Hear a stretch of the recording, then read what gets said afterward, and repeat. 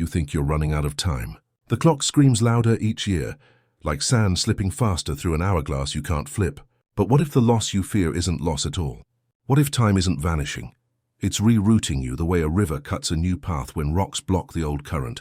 You've been trained to measure yourself against deadlines, against calendars, against a culture that worships speed. That's the trap. The real shift comes when you see time not as a predator, but as a signal. Redirecting, repatterning, recalibrating. This isn't about hustling harder. It's about learning to read the hidden geometry behind the detours. Stay here, and you'll uncover why your delays are disguised directives, how to sense the signal beneath the noise, and how to align with the redirection already guiding you. Imagine this. You glance at the clock, another hour gone. A week slips. A year disappears. You feel the weight of lost time pressing on your chest. But here's the twist. Time is not disappearing. It's redirecting. The road is shifting beneath your feet, and the only question is, will you see it? Time doesn't vanish. It reorganizes. What looks like chaos is often pattern in disguise. Think of quantum particles, tiny sparks that appear random until observed. As a metaphor, not a literal claim, this shows how unseen order emerges from apparent disorder. So when you feel stalled, ask instead, what is this delay redirecting me toward? That single reframe turns frustration into compass. Deadlines, too, are not destiny. They are scaffolds, useful structures, not sacred scripts. Ancient cultures who followed cyclic calendars never feared being behind. For them, everything was in sequence. Can you feel the difference? One mindset compresses you into scarcity. The other expands you into rhythm. Replace the thought "I'm late" with "I am in sequence." That phrase alone reclaims breath.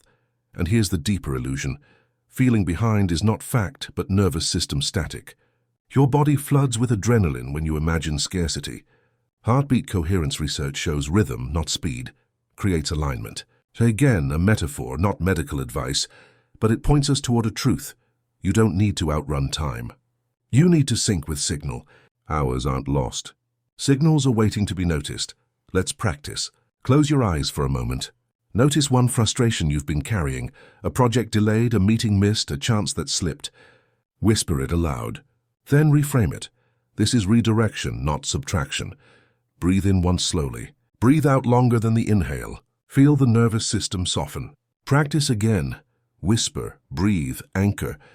This isn't abstract, it's a muscle you can train. How do you know if you're still living in the old myth of lost time? Check these quick diagnostics. If you constantly compare your timeline to others, you're in the old script.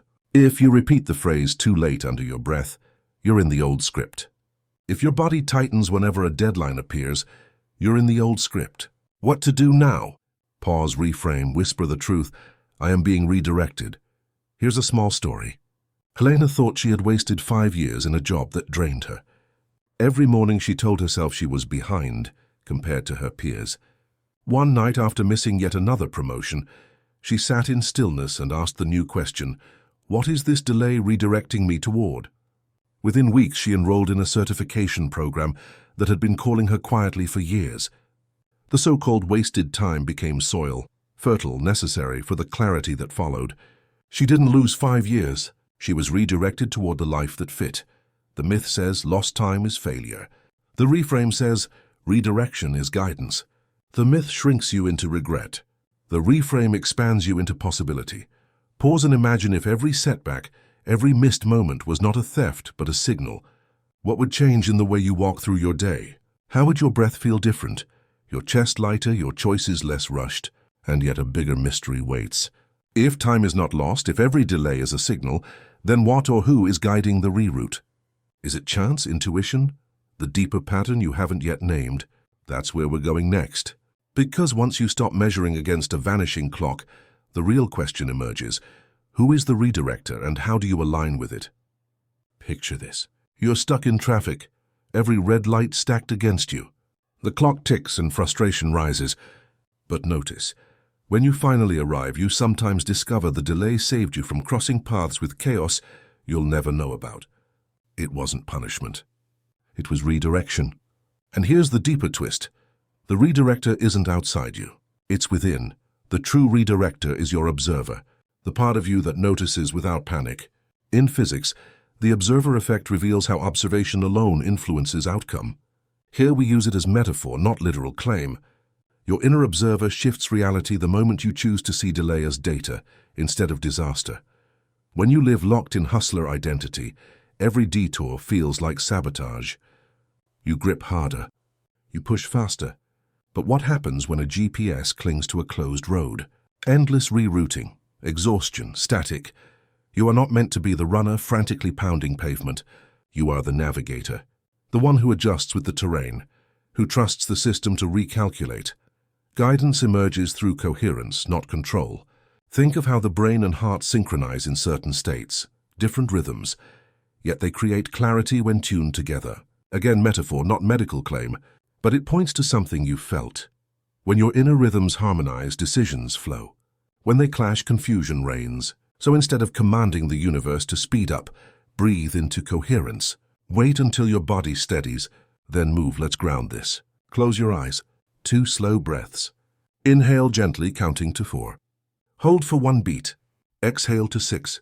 With each breath, repeat silently, I am the navigator. Feel the shift. Shoulders drop. Jaw loosens. Time widens. Stay here for 3 cycles. This is your inner redirector switching on. Here's your diagnostic check. If every delay spikes your pulse, you're still locked in runner mode.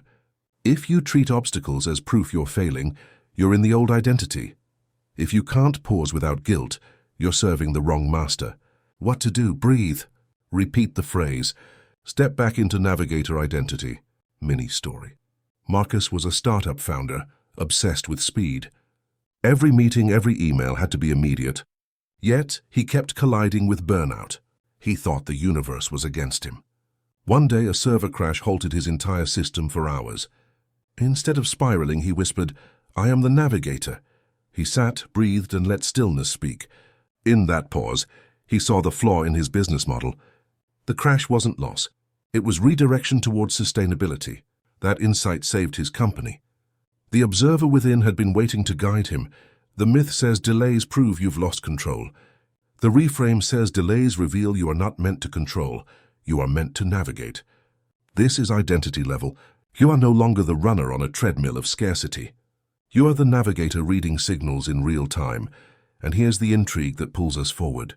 If you are the observer, if you can notice, reframe, and navigate, then how do you know which signals are true? How do you distinguish the loudest noise from the dominant guidance? That's the next reveal. Imagine standing in a crowded train station. Voices echo. Announcements blare. Someone's ringtone shrieks. The loudest sound hijacks your attention. But does it guide your path? Not really. The map on the wall, the one steady dominant signal, has been there all along, whispering the way forward. This is the trap. Loud does not mean true. Loud only means demanding. The dominant signal is quieter, steadier, and far more directional. Think of a fire alarm. It drowns out every other sound, but once silenced, the music underneath is still playing. Loud signals are fear, urgency, external pressure. Dominant signals are resonance, coherence, alignment. So the question becomes, how do you tune to the dominant signal? First ask, is this loud or is this true? That one question cuts through static. It doesn't silence the alarm immediately, but it shifts your attention towards signal instead of noise. Think of a tuning fork. Strike it, and everything near it begins to vibrate at its frequency. That's resonance. The dominant signal works the same way. It doesn't scream, it sustains. Again, metaphor, not literal science claim, but it illustrates why a decision that steadies your breath will outlast a choice that spikes adrenaline. Let's step into practice. Place one hand on your chest. Breathe once deeply.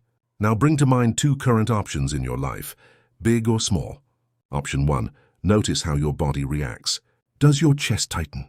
Does your breath shorten? That's a loud signal, not necessarily dominant. Option 2, notice if your breath steadies even slightly. If your shoulders soften. That's a dominant signal. This isn't about perfect certainty.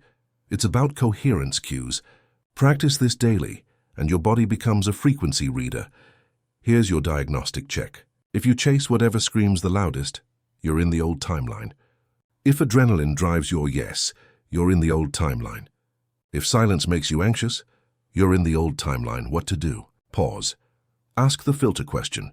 Is this loud or is this true? Case story. A friend of mine, Lila, nearly said yes to a job that doubled her salary. The recruiter was loud, promising urgency. Decide by tomorrow. Her chest tightened. Breath shortened. But when she considered an alternative, staying in her current role to finish a project aligned with her deeper purpose, her breath steadied. She chose the quieter path. Months later, that project opened doors the salary never could. Loud would have trapped her. Dominant redirected her. The myth says the most urgent signal must be the right one. The reframe says urgency is often noise. Resonance is the real compass. Loud burns out. Dominant sustains. Loud demands. Dominant invites. Loud panics. Dominant steadies. And yet a new question rises. If you can sense the dominant signal, how do you hold it? How do you move from fleeting awareness to embodied alignment? Because noticing isn't enough. You must learn to match it and then anchor it. That's where we go next. Picture this. You're tuning a radio dial, searching for clarity. At first, static, then faint music. Finally, the signal locks, clear and steady. That's the cycle. Tune, match, anchor. Without all three, the melody drifts back into noise. Redirection works the same way. First, you tune. That means pausing long enough to sense the signal underneath the chaos. Think of a compass needle. It wobbles before it steadies north. Second, you match. Once you sense coherence, you align one action with it. Small, deliberate, not forced. Third, you anchor. You ritualize the action so it becomes part of your identity, not just a passing experiment. Here's the metaphor. In radio, you don't build the music. You locate and stabilize it. Likewise, in life, you don't manufacture alignment. You notice, match, and ground it. Science offers a useful mirror. Electrical circuits require grounding so energy doesn't scatter. Used here as metaphor, it points to this truth. Anchoring prevents relapse into noise. Let's practice micro-alignment right now. Think of one area where you've sensed redirection. Career, relationship, health. Step 1, tune. Close your eyes. Breathe once slowly. Name the signal you sense. Step 2, match. Choose one micro-action that reflects it, just one. It could be drafting an email, making a call, rearranging your workspace. Step 3, anchor. Decide how you'll repeat it daily. A 2-minute ritual, a sticky note, a reminder.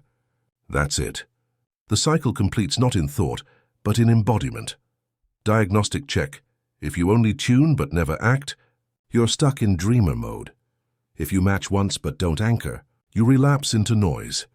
If you anchor without tuning, you ritualize chaos. What to do? Return to the sequence. Tune, match, anchor, mini-story. Ravi kept sensing he needed to write. He tuned, felt the signal, and once matched by journaling a single page. But weeks later, he slipped. The noise swallowed him. Only when he anchored, setting a 7 a.m. timer every morning, did writing become identity, not hobby. The shift wasn't in volume of output, but in rhythm. He didn't force. He aligned. The myth says force creates progress. The reframe says micro-alignment builds momentum faster than effort. Think of a ship's compass.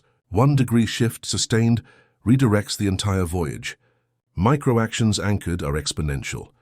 Now imagine if you could live daily inside that cycle, no longer dragged by noise, but moved by resonance. What new identity would emerge? What patterns would solidify? And here's the bridge. Once you can tune, match, and anchor, the final step is deeper than rhythm. It's identity. Because rituals are fragile unless your self-story holds them. Next, you'll discover how to seal the shift, not as habit, but as who you are becoming. Imagine a rocket trying to break free of Earth's pull. But instead of firing upward, it burns fuel sideways. Exhaustion, smoke, no lift. That's what resistance does. It burns energy without movement. The truth? You were never losing time. You were resisting redirection. Resistance feels protective, but it's friction. When you cling to the myth of lost time, you fight the very currents trying to guide you. And here's the shift.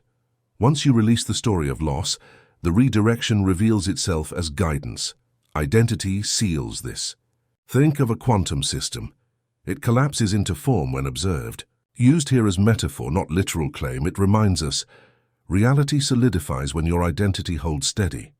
If you call yourself delayed, you collapse into frustration.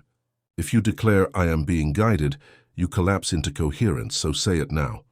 Whisper, I am guided, not delayed. Breathe it in. Feel it anchor. This isn't affirmation fluff. It's identity architecture. Let's practice. Close your eyes. Breathe once slowly. Name a place in your life where you feel behind. Whisper it aloud. Now reframe. This is redirection. Inhale. Exhale longer. Repeat once more. I am guided. Notice your body soften. Shoulders drop. Breath deepens. That's identity catching. Here's your diagnostic. If you keep telling people, I wasted years, you're in the old story. If you compare timelines with bitterness, you're in the old story. If you panic at detours, you're in the old story. What to do? Replace every I lost with I was redirected, mini story. Dana once thought her divorce had ruined her timeline. Years lost, but when she embraced redirection, she noticed new signals. A community she'd neglected, a skill she'd buried. She whispered daily, I am guided. Slowly, she rebuilt. Not from scratch, but from redirection. Her so-called lost time became the very foundation of her future. The myth says delay equals failure. The reframe says delay equals directive. One shrinks your identity. The other expands it. Now here's your experiment. For the next 24 hours, every time you feel late, whisper, I'm redirected. Whether it's missing a bus, stalling in traffic, or pausing on a project, claim the new identity. This is your field test. And finally, the close. You are not losing time. You are being redirected. That's your compass. That's your identity. Anchor it, live it, share it. And if you're ready, bring your insight back to this community. Post one moment of redirection you notice in the next day. Because like birds in murmuration, our alignment strengthens when shared. This is where your journey seals, not as habit, but as who you are. Guided, redirected, whole.